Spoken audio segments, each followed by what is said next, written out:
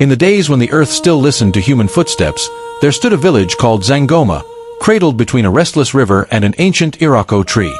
The elders said the Irako was older than betrayal itself, but even it had learned to bow its head in shame. 2 boys were born on the same night, Sadiq and Bako. When the midwife cut their cords, she used the same blade, and when the blade slipped and cut her thumb, her blood mixed with theirs. The elders whispered, Asterisk, these 2 are bound by more than friendship. They share blood. Asterisk, they grew like twin flames. Where Sadiq was gentle, Bako was fierce. Where Bako ran toward danger, Sadiq pulled him back. They hunted together, slept under the same stars, and shared one calabash when food was scarce. When their fathers died within one rainy season, the village declared them brothers in spirit. Before the Irako, they swore an oath. Asterisk, if one falls, the other will carry him. If one eats, the other will not starve. If one rises, the other will rise. Asterisk, the Irako creaked, as if it heard them, and remembered. Years passed. Hunger came like an uninvited guest. The river shrank, crops failed, and whispers filled the village like smoke.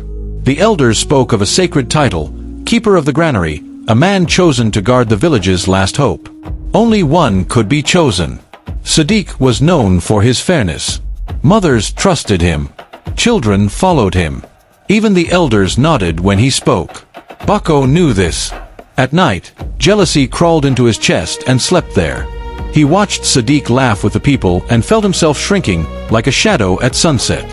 One evening, Bako visited Malam Kuru, a man whose hut smelled of old herbs and older lies. I do not want his life, Bako said, voice shaking. I only want his place.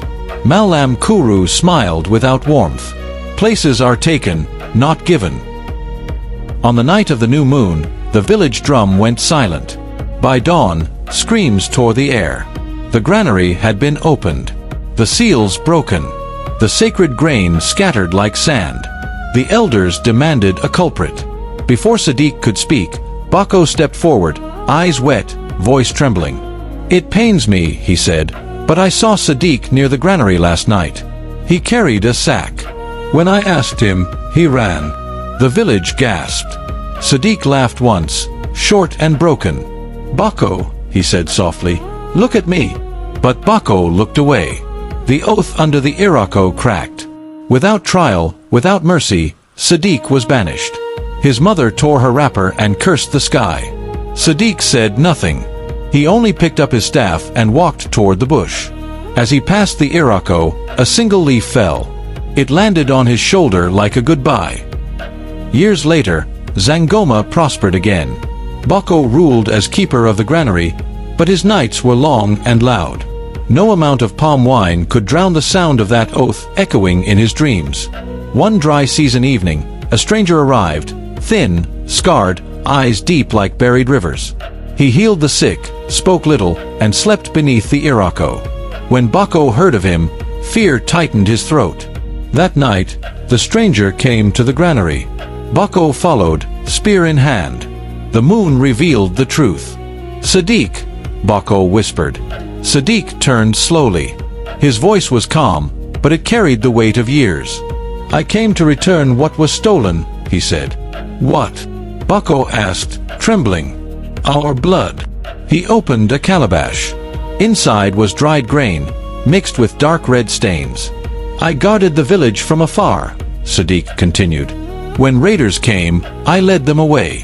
When famine threatened, I shared what little I had with strangers who spoke your name with gratitude. Bako fell to his knees. I was afraid, he sobbed. I wanted to matter. Sadiq's eyes softened, but only slightly. You mattered, he said, until you chose power over blood. At dawn, the Irako split.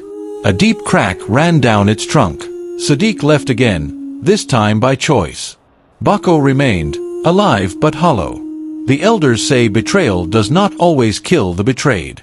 Sometimes, it leaves the betrayer alive, to carry the weight forever.